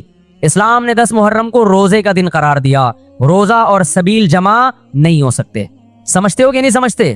آپ کہہ سکتے ہیں کسی کو پانی پلانے پر کون پابندی لگا سکتا ہے؟ پانی پلاؤ بھائی پورے سال, اسپیسیفک ان دنوں میں کیوں پلا رہے ہیں آپ؟ تو جو شیعہ حضرات ہیں ان کا مسلک ہے, ان کو کرنے دیں. میں بار بار اس لیے کہہ رہا ہوں ایسا نہ چھیڑ چھاڑ شروع کر دے جا کے. پہلے ملک میں لڑائیاں بہت ہو رہی ہیں, دوبارہ ایک نئی جا کے بتا یہاں پہ سبیل لگی ہوئی ہے, جا کے ان کو چھیڑنا شروع کر دو. سبیل کیوں لگا؟ چھیڑنے کی اجازت نہیں ہے کسی کو. آپ نہ لگائیں نہ پیئیں, بولے بھائی ہمارے لیے محرم ایسا ہے جیسے دوسرے مہینے ہوتے ہیں. 4 مہینے محترم ہے, محرم, رجب, ذی قعدہ, ذی الحجہ. تو جتنا ذی قعدہ ذی الحجہ ہے اتنا ہی محرم اور رجب ہے. تو جیسے ان مہینوں میں نارمل رہتے ہو ان میں بھی ہم نے ایسے ہی رہنا ہے. سمجھتے ہو کہ نہیں سمجھتے ہو؟ اور حلیم کی دیگیں مت پکاؤ محرم کی راتوں میں. حلیم کھا سکتے ہو جب چاہو, اس خاص ان دنوں میں. اور ویسے بھی جو لوگ پوری رات حلیم کے دیگڑے میں گھوٹے لگاتے ہیں, صبح روزہ نہیں رکھتے. ہو کیا خیال ہے جب آپ پوری رات دیگڑے میں گھومتے رہو گے؟ دیکھا نہیں, پوری رات دیکھ کے اندر گھومتے رہتے ہیں جیسے موت کے کنویں میں نہیں بائک چلاتا بندہ, تو صبح روزہ رکھے گا ایسا آدمی؟ تو یہ ساری چیزیں آپ کو اس کام سے روکتی ہیں جو سنت سے ثابت. تو اللہ تعالی ہمیں محرم میں وہ کچھ کرنے کی توفیق عطا فرمائے جس کی ہمیں اللہ, اس کے رسول اور صحابہ نے پرمیشن دی ہے, اور ان تمام باتوں سے اللہ ہمیں بچنے کی توفیق عطا فرمائے جس سے اللہ, اس کے رسول اور صحابہ نے ہمیں بچنے کا حکم دیا ہے. اللہ تعالیٰ سمجھنے کی, عمل کی توفیق عطا فرمائے. وما علینا الا البلاغ. 2 بجے ہم اس کو ختم کر دیں گے, ٹھیک ہے؟ 2 بجے تک سیٹ اپ چلے گا. 2 بجے تک آپ لوگ اور میں بیٹھے ہوئے ہیں, جو پوچھنا ہے پوچھ لو. جس کا جواب آئے گا بتا دوں گا, نہیں آئے گا بولوں گا اس کا جواب مجھے معلوم نہیں ہے. کوئی ضروری تھوڑی ہے کہ میں ہر چیز دنیا کی بتاؤں. ایسا دنیا میں کوئی بھی نہیں جس کو سب کچھ بتاؤ. ہاں بھائی, کسی نے سوال پوچھا ہے فضولی نکاح کے بارے میں بتائیے اور اس کا طریقہ. دیکھو, ایک ہوتا ہے وکیل. وکیل یہ ہوتا ہے کہ آپ نے کسی کو نمائندہ بنا دیا, خرید و فروخت کا نمائندہ یا نکاح کا نمائندہ. آپ نے کسی کو بھیجا کہ میں دولہا ہوں, میرے پاس ٹائم نہیں ہے, مجھے کہیں جانا ہے, آپ میری طرف سے قبول لو جا کے. تو یہ بندہ جا کے قبولے گا آپ کی طرف سے, تو نکاح آپ کا ہوگا, اس بندے کا نہیں ہوگا, کیونکہ یہ آپ کا نمائندہ ہے. بعض دفعہ یہ ہوتا ہے کہ آپ نے کسی کو نمائندہ نہیں بنایا, وہ خود سے نمائندہ بن کے آپ کی طرف سے قبول لیا اس نے. اس کو کہتے ہیں فضولی. اس کو کیا کہتے ہیں؟ فضولی. یعنی قاضی صاحب نکاح پڑھا رہے ہیں, بھائی میں نے فلانی بنت فلانی کا نکاح غفار بھائی سے کر دیا. غفار بھائی موجود نہیں ہے, ان کے پتہ بھی نہیں ان کو. غفار بھائی کے دوست بیٹھے ہوئے تھے, انہوں نے کہا میں نے غفار بھائی کی طرف سے قبول لیا. تو یہ نکاح لٹکا ہوا ہے, ابھی لٹکا ہوا ہے, سمجھ رہے ہو, معلق ہو گیا. غفار بھائی کو جب پتہ چلے گا کہ ستار نے تمہاری طرف سے قبول لیا ہے, تو جب ان کو پتہ چلے گا, وہ اگر اس کی پرمیشن دے دیں اسی مجلس میں, ہاں جی غفار نے جو قبولا ہے تو ٹھیک ہی قبولا ہوگا, کیونکہ غفار کی پسند اور میری پسند ایک ہی ہے. نہیں سوری, ستار نے قبولا تھا نا. غفار کو جب پتہ چلا تو غفار نے کہا کہ غفار کو لوگوں نے بتایا کہ آپ مجلس میں موجود نہیں تھے, قاضی صاحب نے کسی خاتون کا نکاح آپ سے کر دیا ہے, تو آپ کی طرف سے ستار نے قبول کر لیا ہے. تو غفار کو خیال ہوا کہ یار ستار اچھا آدمی ہے, میرے لیے اچھا ہی سوچے گا, تو ٹھیک ہے مجھے قبول ہے. تو جیسے ہی یہ غفار قبولے گا تو نکاح ہو جائے گا. تو اس کو کہتے ہیں فضولی کا نکاح. یعنی اس شخص نے نکاح کرایا جس کو آپ نے نمائندہ بنایا نہیں تھا, اس نے زیادہ فنڈر بن کے آپ کا نکاح پڑھا دیا. تو جب آپ قبولیں گے تو ہو جائے گا, نہیں قبولیں گے تو مسترد. تو یہ نکاح موقوف رہتا ہے اصیل کی اجازت پر, اصل کی اجازت پر. سمجھتے ہو, جو اصل بندہ ہے نا وہ اجازت دے دے گا تو ہو جائے گا, ورنہ نہیں. تو اتنا نیک کون ہوتا ہے جو کسی اور کی طرف سے قبول رہا ہو آج کل؟ مفتی صاحب اگر کوئی اچھا رشتہ ہوگا تو آپ کی طرف سے تھوڑی قبولے گا، اپنی طرف سے قبولے گا، وہ بولے گا قبول ہے لیکن غفار نہیں، ستار کو ملے گی۔ مفتی صاحب اگر کوئی ساری زندگی شادی نہ کرے تو کیا وہ جہنم میں جائے گا؟ ضرورت ہی نہیں جہنم میں جانے کی، اس کی دنیا ہی جہنم بنی ہوئی ہوگی۔ نہ کرے تو اگر اس کو خواہش ہی نہیں ہے، بعض دفعہ انسان میں خواہش ہی نہیں ہوتی، بیماری ہوتی ہے کوئی، یا اس کو نفسیاتی کوئی مسئلہ ہوتا ہے، پھر تو نہ کرے وہ۔ یہ تو ایسا کام نہیں ہے جو گن پوائنٹ پہ کروایا جائے کسی سے، کیونکہ آگے حقوق بھی ادا کرنے ہیں، محبت نہیں ہوگی تو حقوق کیسے ادا کرے گا؟ لیکن بلا ضرورت اگر کوئی شادی نہیں کرتا تو سنت مؤکدہ کا ترک لازم آتا ہے، اور سنت مؤکدہ کو چھوڑنے والا بھی گناہ کے قریب پہنچ جاتا ہے۔ وہ نبی نے فرمایا جو میری سنت پہ نہیں چلتا وہ مجھ سے نہیں ہے، اس سے سنت مؤکدہ ہی مراد ہے، فرائض بھی ہیں اس میں، واجبات بھی، سنت مؤکدہ بھی۔ آگے کہہ رہے ہیں تو کیا اس کو جنت میں دنیاوی لڑکی ملے گی؟ یہ اگر یہ اس میں خواہش نفس بھی تھی پھر بھی یہ شادی نہیں کرتا تو اتنے الٹے کام کر چکا ہوگا مرنے تک کہ اس کی جنت میں جانے کے چانسز کم ہو جائیں گے۔ کمارا بھی ہو، یہ بے حیائی کا ماحول بھی ہو، اور بیوی بھی نہ ہو، تو اتنا نیک مارکیٹ میں آج کل کوئی ہے نہیں۔ بہرحال اگر یہ برائیوں سے بچتا ہے تو چلا جائے گا، پھر کون سی ملے گی؟ ہو سکتا ہے اللہ کہے کہ تو دنیا میں تو نے کنوارے پن پہ سمجھوتا کر لیا تھا تو تیرے لیے خصوصی پیکیج ہے کہ تو کنوارا ہی رہے گا، تو سوچو کتنا غم ہوگا، کیا خیال ہے؟ اس لیے بہتر ہے کہ کر لو شادی۔ حضرت عمر فاروق کی شہادت کا کون سا دن تھا؟ کچھ علماء کہتے ہیں اس میں بہت اختلاف ہے حضرت عمر کی شہادت کے دن کے بارے میں۔ وجہ اس کی یہی ہے کہ صحابہ کرام کسی کی ولادت اور شہادت کے دن کو ویلیو نہیں دیتے تھے۔ صحابہ کرام ان دنوں کو ویلیو دیتے تھے جو شریعت نے متعین کی ہیں۔ یہ تو ہم لوگوں نے غیر مسلموں سے طریقے سیکھے ہیں، ہم لوگوں نے کہ بھئی فلاں دن بڑا ہے، فلاں دن چھوٹا ہے، فلاں پیدا ہوا تھا۔ اسلام میں ایسا کچھ نہیں ہے۔ دیکھو نبی صلی اللہ علیہ وسلم کی ولادت کا دن پیر کا دن تھا نا، آپ کی ولادت کا دن کون سا تھا؟ پیر کا، صحیح حدیث میں، لیکن آپ نے مقدس دن جمعے کو قرار دیا۔ حالانکہ یہودیوں کے لیے ہفتہ تھا، عیسائیوں کے لیے اتوار تھا۔ یہودی پرانی قوم، اس کے بعد عیسائی آئے، اس کے بعد مسلمان آئے، تو ہمارے لیے تو پیر بنتا تھا، ویسے بھی پیر بنتا تھا نا، اور نبی کا ولادت کا دن بھی تھا، لیکن اس کے باوجود جمعہ کر دیا گیا، پیر نہیں کیا، تاکہ لوگ ایسا نہ ہو کہ ولادت کے دنوں کو مقدس ماننا شروع کر دیں۔ تو اسلام میں کسی کی تاریخ کا، پیدائش کا دن اور وفات کا دن کی کوئی ویلیو نہیں ہے، اور نبی صلی اللہ علیہ وسلم نے پیر کا روزہ بھی رکھا ہے تاکہ یہ کانسیپٹ اور کلیئر ہو جائے کہ میرا یوم ولادت عید کا دن نہیں ہو سکتا، اس کو عید میلاد النبی نہیں کہہ سکتے، کیونکہ وہ روزہ اور عید جمع نہیں ہوتے۔ سمجھتے ہو کہ نہیں سمجھتے؟ ٹیکنیکل باتیں ہیں، اس کو سمجھ لو اچھی طریقے سے۔ تو اس لیے کسی کے کوئی بھی تاریخ ولادت ہو، کوئی بھی تاریخ پیدائش ہو، ہم نے کیا کرنا ہے؟ ہم نے نہ سالگرہ منانا ہے نہ برسی منانی ہے۔ اچھا، بعض علماء یہ تحریک چلا رہے ہیں کہ حضرت عمر کی شہادت کے دن سرکاری چھٹی ہو، تو ہم ان علماء کی بات کی تائید کرتے ہیں۔ سوال پیدا ہوتا ہے کہ ہم ان کی تائید کیوں کر رہے ہیں جب ہم خود مان رہے ہیں کہ کسی کی شہادت کا دن یا ولادت کا دن اس کی کوئی ویلیو نہیں ہے، تو پھر حضرت عمر کی شہادت کے دن کو ہم چھٹی کیوں؟ وجہ اس کی یہ ہے کہ بھائی ہم تو کہہ رہے ہیں کسی بھی دن چھٹی نہیں ہونی چاہیے، لیکن یہ عجیب بات ہے، حضرت علی رضی اللہ تعالیٰ عنہ، ان سے محبت بھی ہمارے ایمان کا جز ہے، ان کی شہادت کے دن یا حضرت حسین کی شہادت کا دن، ان کو تو آپ چھٹی کے دن قرار دے رہے ہو، پھر حضرت عمر کے قرار نہیں دے رہے، تو یہ پھر ناانصافی ہے۔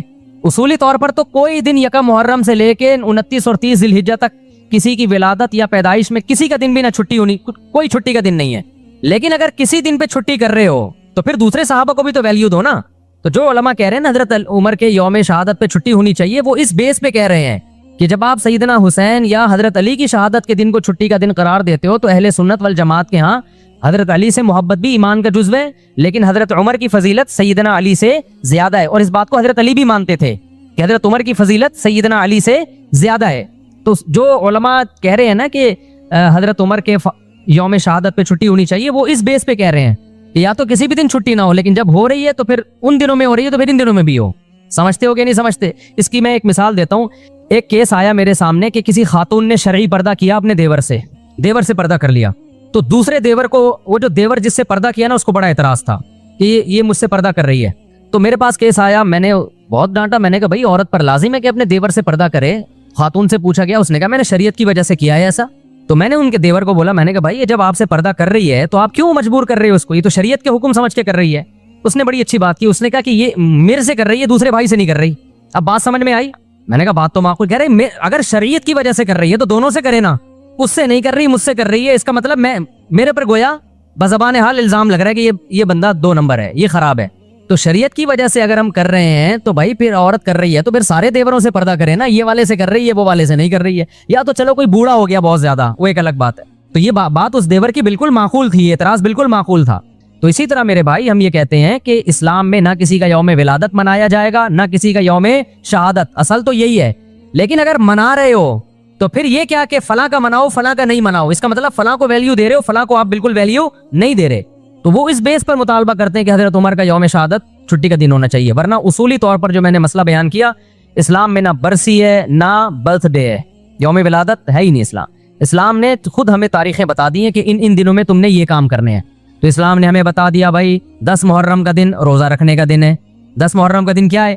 روزہ رکھنے کا دن ہے. یہ ایک مقدس دن ہے. اس کے بعد کیا کرنا ہے؟ اس کے بعد سفر، ربیع الاول، ربیع الثانی، جمادی الاول. اب ربیع الاول میں لوگ عمرہ کر رہے ہوتے ہیں، اس کو زیادہ فضیلت سمجھتے ہیں، یہ بدعت ہے. ربیع الاول میں عمرے کا وہی ثواب ہے جو سفر میں عمرے کا ثواب ہے. اگر آپ اس میں زیادہ ثواب سمجھ کے کریں گے تو یہ عمل بدعت بن جائے گا، کیونکہ کسی صحابی، تابعی یا پیغمبر سے ثابت نہیں ہے کہ انہوں نے ربیع الاول میں عمرے کا زیادہ اہتمام کیا ہو کہ جی ربیع الاول آ رہا ہے تو ہم اس میں زیادہ اہتمام کریں گے. بعض لوگ سمجھتے ہیں ربیع الاول کے مہینے میں روضہ رسول پہ حاضری کا زیادہ ثواب ہے، تو یہ بھی غلط ہے. نہ کوئی ہمیں حدیث ملتی ہے کہ ربیع الاول میں آپ روزے پہ حاضری دیں گے تو زیادہ ثواب ملے گا، نہ کسی صحابی کا عمل ہے. صحابہ کی نظر میں روزے پہ حاضری محرم ہو، سفر ہو، ربیع الاول ہو، ربیع الثانی ہو، ان تمام مہینوں میں برابر تھی. کسی مہینے کو انہوں نے ویلیو نہیں دی.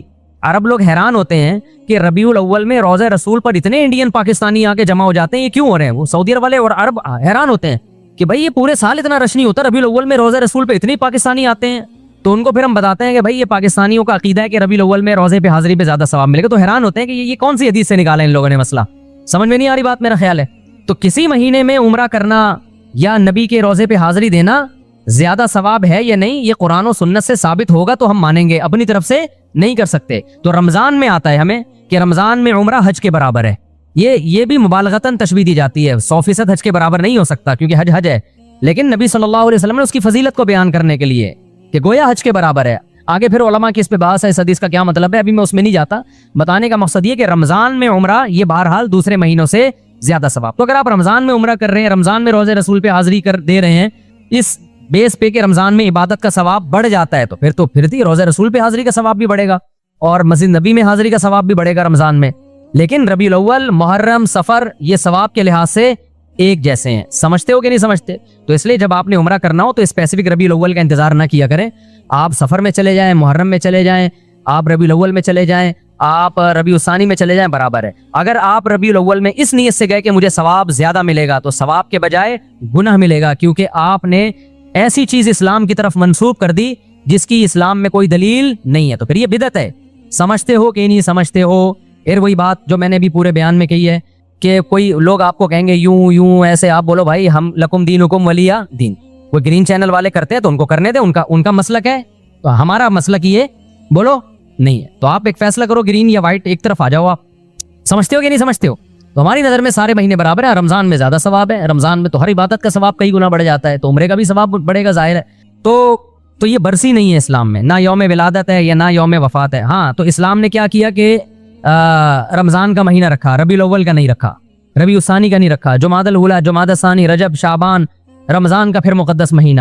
پھر اسلام نے ہمیں یکم شوال کا مقدس دن قرار دیا، وہ عید کا دن ہے، وہ بھی نہ کسی کی ولادت نہ کسی کی وفات.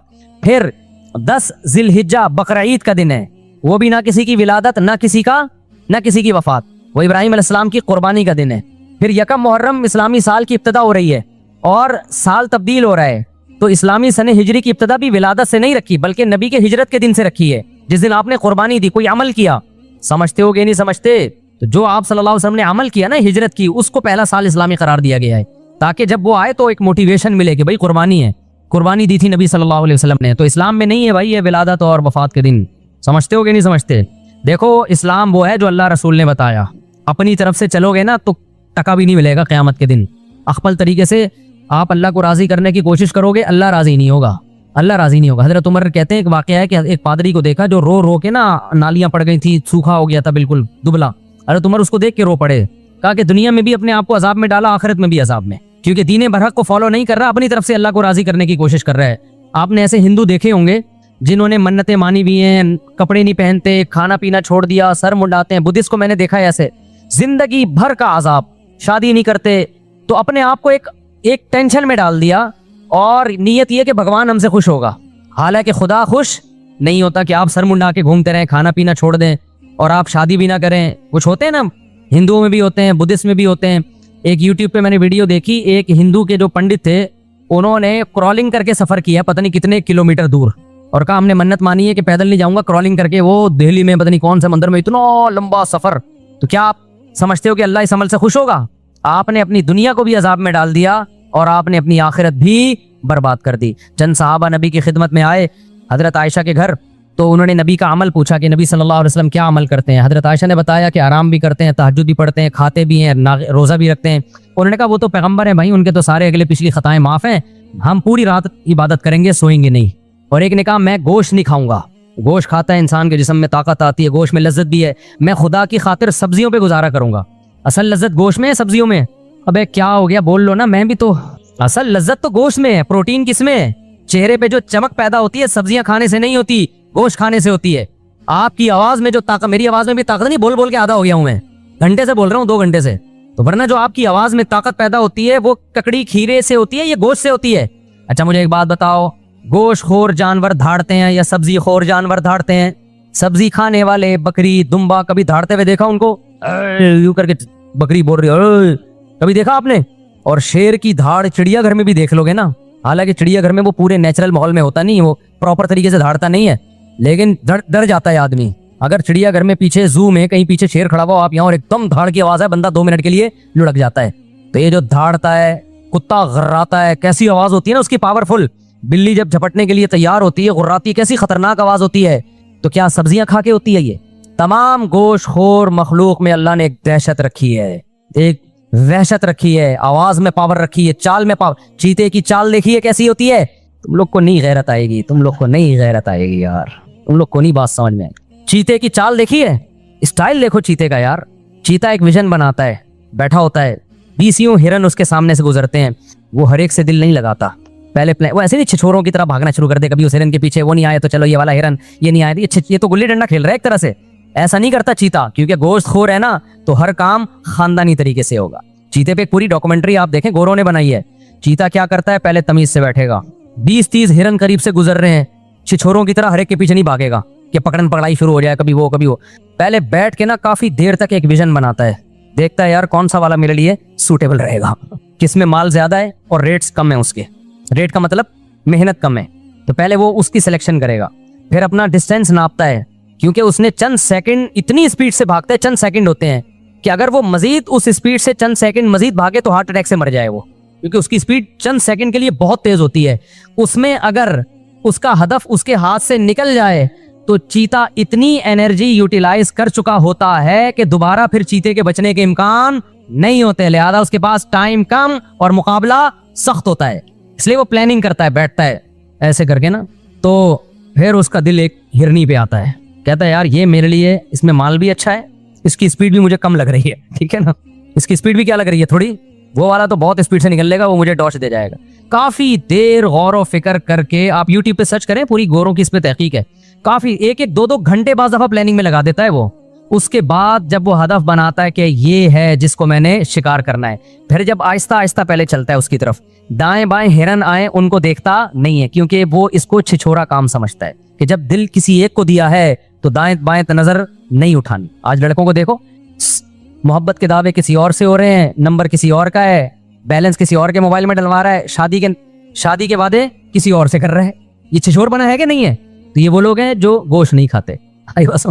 تو چیتا کیا کرتا ہے, جب پوری فل پلاننگ کے بعد پھر وہ دوڑتا ہے اس کی طرف. پھر اس کی چال دیکھو یار, کیا خوبصورت چال ہوتی ہے. پہلے آرام سے جاتا ہے, دائیں بائیں ہرن گزر رہے ہیں ان کو لفٹ ہی نہیں کراتا, کہتے نہیں بھائی ہم نے بڑی پلاننگ کر کے اس کو ہدف بنایا. پھر پلاننگ کرتا ہے کتنی دیر آہستہ چلنا ہے, کتنی دیر درمیانی اسپیڈ سے, اور کتنی دیر اتنی اسپیڈ سے کہ وہ لاسٹ ہے بس, اس کے بعد اگر نشانہ خطا ہو گیا تو میں مر جاؤں گا.